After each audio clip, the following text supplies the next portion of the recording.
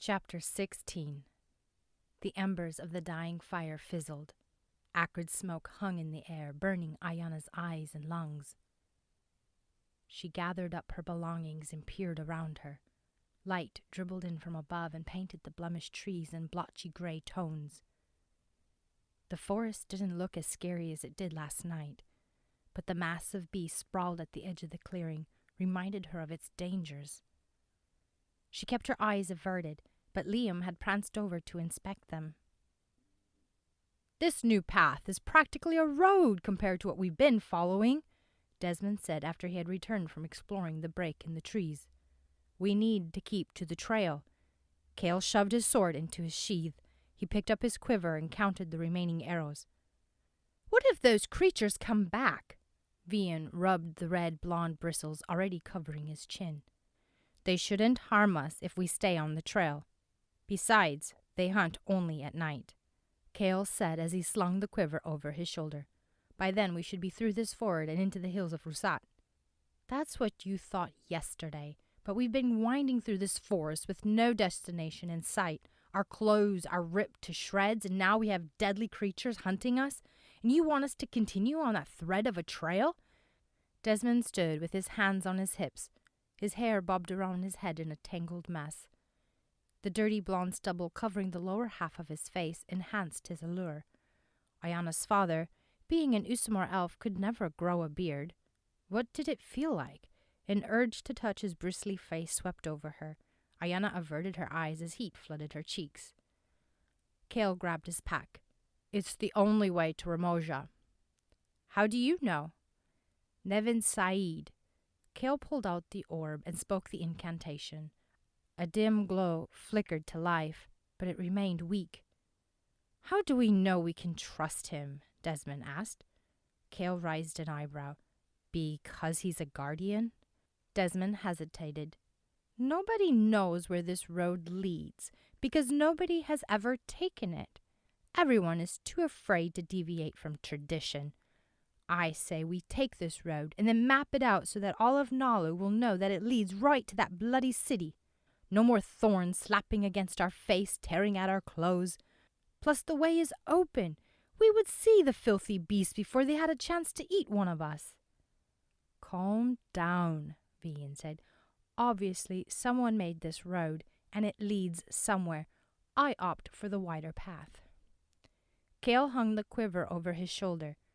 "I beg your pardon, Prince Vian, but what good is a guide if you aren't willing to follow him?" "Guides tend to know the place they are attempting to navigate." Vian pulled a green cap over his disheveled red curls. Ayianna shook her head. "This isn't getting us anywhere. Said is the High Guardian, leader of the Guardian Circle. Don't you think he knows what he is talking about?" "But what about the forest?" Vian glanced around at the twisting trees. "Maybe it did something to the trail, changed it or something, and we've been running in circles instead of moving forward. Didn't you say that the forest is alive and deadly? Why wouldn't it take over the trail, especially one laid so long ago?" Cale concentrated on securing the blanket to his pack. A deep frown cut into his forehead and scrunched his face, causing the scar across his temple to bulge even more. The same expression since she had known him, only harsher. Did he ever smile? He hoisted his pack and said, "We must remain on the Najiso trail." "We don't have to follow you," Desmond glowered at the half-elf. His hand rested on the hilt of his sword.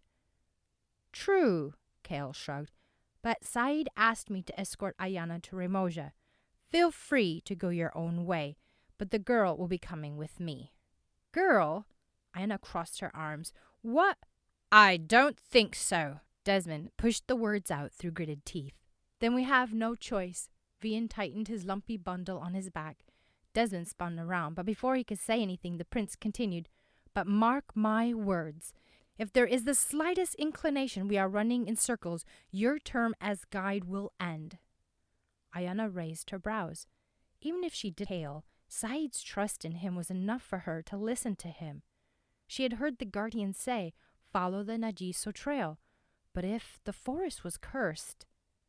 "It's settled then. Let's not waste any more time." Cale turned away and hiked off into the forest. Ayianna started after him, but then noticed a sleeveless riding cape, a robe, and a fur-lined blanket lying on the ground. Vian? Yes. A scowl distorted his expression, but his green eyes reflected weariness. You've forgotten some things, she pointed to the mangled heap of clothes. Well, it's dirty. He adjusted his sword belt. Not the time or place to worry about laundry, right? Ayianna shook her head and stepped onto the constricted trail. If she hadn't been so tired, she might have smiled. They traveled in silence for a long while. The forest's eerie stillness settled in around them again, consuming the sporadic swishing and chopping of the woody vines from their path. Ayianna eyed the shadows for Tuyamutats or other creatures that might be hunting them, but saw nothing. After a while, the fear of the cursed forest drifted from her exhausted mind as she focused on the decreasing glow of the sphere. How did Lord Steigen not know about the fairies living in this forest? She pushed the woody vines aside to join Kale. Beads of sweat dribbled down his face, and he wiped them with the back of his sleeve. He didn't know a lot of things. But this forest is so close to Ramosia. Surely he would have known, seen something, or investigated it. He shrugged and continued moving down the trail. Desmond came up behind them. Isn't it about time we take a break? The more we stop, the longer we will be in this forest. Just a little time to breathe. Vian leaned against one of the wrinkly tree trunks. We are only human. We don't have your kind of endurance. Vian, Desmond turned on him. How dare you lessen our noble race? Your father would be ashamed. Vian raised his eyebrows. I was merely stating a fact. Besides, how would you know what my father is ashamed of? Kale sheathed his hunting knife and crossed his arms. You may have your break, but it'll be short. Make good use of it. Thank you. Vian flashed a faint smile, but Desmond huffed and shook his head, mumbling something about the prince's kingdom. Ayianna brushed debris from the path and sat down. The black stones glimmered. Their orange flecks seemed to pulsate. She blinked, and they stilled. Perhaps she was seeing things. She focused on something else. Liam crept up to her and settled her head into Ayanna's lap. She ruffled the wolf's silver fur. Dust leapt into the air, tickling her nose, and Ayianna sneezed. Did the forest muffle the sound, or was her ability to hear dulling? She needed more noise, birds, squirrels, something in that awful silence, or she'd go mad. At least I have you. She cleaned the cobwebs from the wolf's back and then gathered her into her arms.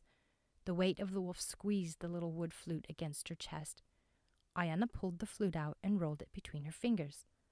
Were the trees cursed as well? Being a flute bear made her a friend to all dryads. Perhaps they would be able to help them find their way out. She hesitated. What if she was wrong? A little sound couldn't hurt, could it?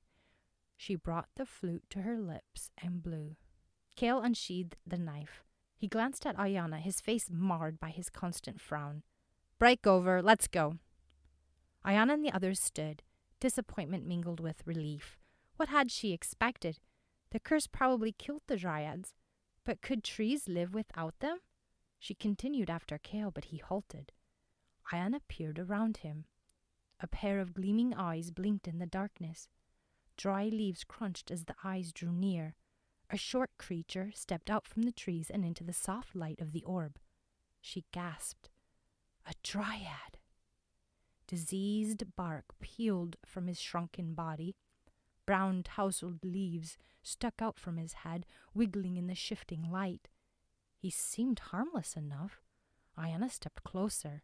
Ghastly white maggots squirmed amidst the dead leaves on the dryad's head. She recoiled. He was nothing like Ashby. What had she done? Who passes through unannounced and uninvited? A guttural voice escaped the wooden lips. His glittering eyes settled on Ayianna. Kale stepped forward and pulled her behind him. I am Kale, son of Aiden. We mean you no harm. A woman companion, the dryad sneered. He ventured forward, reaching for Ayianna. Kale raised his sword and knocked the dryad's wooden arms away. The dryad withdrew his hands and rubbed the peeling bark where the blade had nicked him. Mighty testy are we, son of Aiden. I was just admiring the flute. Quite unique indeed for a... He sniffed the air. I might suspect a witch. But Ayianna hesitated. Had the Durka woman been a witch? I had thought those who bear the flute were considered friends and ambassadors of the Dryads. Dryads have no friend among the high races. Give me the flute, witch. Mind your own business. Kale leveled his sword at the creature's throat. Well, this is my business, since you are passing through my forest. What is your destination? Ramosia. Ramosia? The Dryad cackled. The guardian circle awaits us. You do well not to hinder us. The creature gasped. His breath whistled like wind blowing through a cracked door. Well, don't let me hold you back, he said as he receded into the shadows. Kale strode forward, but the Dryad's rasping voice halted his steps. Are you sure you want to go this way? Yes. Does the orb not grow brightly? The Dryad's wooden lips splintered into a sneer. Ayianna glanced at the orb in Kale's hands. The light did seem weaker. She could barely make out the black stones of the path beneath the dry leaves and lichen. What if they had strayed from the right path? This place is cursed. Kale spat and shifted his weight. Or perhaps you and your friends have lost your way. Narrow is the trail that leads to Rusat, the mountain of old. From hence the ancient tales of Trig are told. Kale paused from his recitation and the light flickered. Poems and riddles are tools of bards and fools, not directions to a city. The Dryad clicked his wooden tongue. What a pity. No, Kale clenched his jaw. We must follow the trail. Be my guest, the Dryad said, and disappeared into the trees. Kale trudged forward, hoisting his blade a little higher. Ayianna and the others hurried after him. What was that all about? A Dryad. Kale hacked at the vine swaying in front of him. I know that much. I have met one before. Not many people have met Dryads. Kale faced Ayianna and she halted. His grey eyes flickered on her for a second, measuring, questioning, but then he turned away and pressed on through the narrow trail. Why was he so interested in that flute? She tried to duck as a vine swung toward her face, but she was too slow. Its thorns tore into her forehead. She gritted her teeth. Because it was a Dryad's flute. What are you doing with it? What is a Dryad? Desmond asked as he chopped the swinging vine down. It is the spirit of a tree. They were nature's storytellers when people used to listen to them. But now they usually remain hidden. Kale glanced back at Ayianna. A few of the older bards at Zuriel claim their tales and songs came from them. How do you know so much about these things? Asked Desmond. Books, and you can read? Desmond choked out. Of course I can read. What kind of question is that?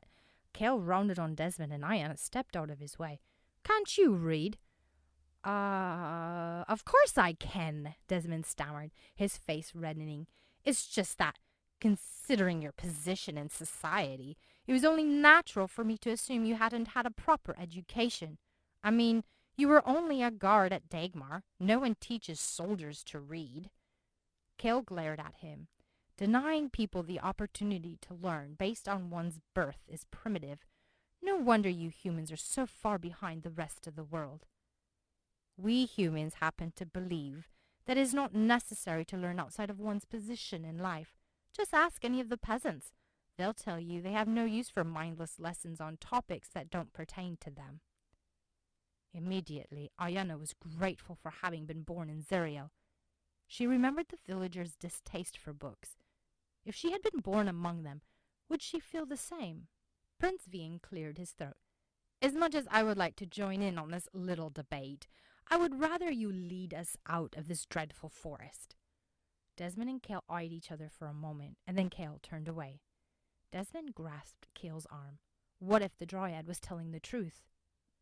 The Dryads within this forest cannot be trusted. Kale jerked his arm free. Why not? Desmond asked. Because the curse touches everything in the forest of Ingano. Kale turned and pushed through the vines and cobwebs, following the narrow, disappearing trail. After a couple of hours of steady hiking, the trail emptied into another large clearing. Kale slumped to the ground and cradled the darkened orb, thankful for the concealing shadows. No one would see the doubt and frustration sure to be etched in his face. Yetako Taesa, Kale whispered. The orb flickered but did not relight. How could he keep going like this? Evening would find the travelers yet again in the dismal forest. They should have made it to Rimoja by now. Instead, they would have to spend another sleepless night in the cursed forest. We are going in circles. Desmond flopped wearily on the ground. Ayianna collapsed next to him. If we were, we would have found 2 dead beasts and Vian's discarded robes. Unless the forest consumed them. Maybe we should... Vian started, but he fell to the ground next to Desmond. I think my feet have given up. Why would you believe the forest consumes things? Cale couldn't let his doubts get to him, even if the prince echoed them. Look, Ayianna sat up. I see a faint light. Cale followed her gaze. A small sphere glimmered blue, increasing the darkness even more. Its glow chilled him. Hadn't the bard's tale spoke as such lanterns? Some kind of trickery of the forest? The light flickered green, and he shivered. Was he seeing things? He blinked. The blue light had returned. He blinked again and again, but the orb remained blue. Perhaps he had imagined it. Where? Vian asked. Over there, she pointed in the direction of where the light had been. I don't see anything. Are you sure you aren't seeing things again? Desmond moaned from the ground. No, I see it too, Vian stood. What? Desmond climbed to his feet. Come on, let's take a look. Wait. Cale grabbed Desmond's shoulder. It could be a trap. A trap? Desmond sneered and shook Cale's hand off. This forest lacks the intelligence required to set a trap. Cale dropped his arms as doubt riddled his resolve. What if Desmond and Vian were right? What if the forest had changed, rendering the narrow trail useless to their journey? He rubbed his head. He had to think, but his thoughts were muddled, and the silence tugged at him. The pull grew stronger the longer they remained within the cursed trees. The barriers he had placed around his mind were weakening. Cale clenched his jaw. The evening would be upon them, and the 2 Yanmutats would be back. They would have to make camp soon, and a really big fire. Desmond must have taken Cale's silence as an assent, because he and the prince charged down the wide path with a vigor Cale hadn't seen them since they had entered the forest. He had no energy to battle their protests. He glanced at Ayianna. Her eyes were closed as she leaned against her pet wolf. She hadn't complained once since they had entered the forest. Remarkable, although her betrothed more than made up for her quiet demeanor. Why had Tara never mentioned Desmond? Come on. Cale held out his hand to her. Desmond and Vian have taken it upon themselves to explore the unusual light. She frowned but took his hand and stood. Do you think this is a good idea? No, he started after them. But we need to stick together. Luminous orbs dotted the path and disrupted the shadows with their soft light. The orbs bathed the formidable forest in an ethereal glow. As Cale passed, the lights vanished, and the hovering darkness swept in and reclaimed the forest. He had to admit, the going was much easier. Too easy. He tried to discern the path's direction, but his senses were dead to him. He could no longer feel the foreboding presence of the curse. Was that a good thing? Time droned on. Despair tainted his mind with the ever-increasing thought of becoming lost. He dragged his feet along the path, his whole body protesting. Each time his foot touched the ground, a warning echoed in his tired mind. They shouldn't be going this way, but he reasoned they could always go back. An old man limped toward them, dragging his crippled foot behind him. He halted in front of Cale and glared at him with one watery blue eye. A bloody hole was all that was left of the other one. 2 snakes wove around his arms and hung off his neck. They slithered and reared, the red eyes studying Cale. Desmond's sword flashed, but Cale only stared at the old man. He shook his head, trying to clear his senses. His eyes told him he should be repulsed, but he felt nothing. Cale glanced at Liam. The wolf simply sat on her rump and yawned. Strange. Turn back! The old man barked. Everyone jumped. Cale hesitated. The man was vaguely familiar, yet when he tried to focus more intently on him, his grey body shimmered and nearly dissolved. Who are you? You must turn back. Why should we listen to you? Desmond waved his sword underneath the man's nose. The snakes hissed at him, but the man stroked their bellies. You fools! Turn back before it's too late. This path only leads to destruction. This forest is cursed, and so are you. Desmond tightened his grip on the sword. Am I? The man leered, his pale eyes glaring straight at Desmond. Then the man shouted, Uchita, Wichons, evil, curses, they have consumed the forest. You have traveled the Kotudilu, traders. You knew the way, but you are here. Kale shuddered. The man's voice, like 100 screaming harpies, raked his soul. His failure overwhelmed him. He took a step back and gasped for air. He was succumbing to the curse of the forest. He spun around. The trees crowded them. Where was the path? You're possessed by the forest, Desmond shouted. Then release me, the man screamed. Kale looked back just as the sword swept the man's head from his neck. The watery blue eye glared at him. Kale's breath caught. Then the head fell and the body vanished. Kale found himself on his knees. Liam whined and nuzzled his shoulder. You shouldn't have, Kale stood. It wasn't necessary. Do you think he was speaking the truth? Ayianna asked. Of course not. Desmond sheathed his sword and then looked up and smiled. This forest is cursed, remember? We must be heading in the right direction. Kale's stomach sank. The old man was right. He had known the way, but instead, here he was on the path to ruin. He had failed. Rather appalling individual, Vian said. He shifted his lumpy but smaller load of blankets on his back and added brightly, All right then, shall we proceed?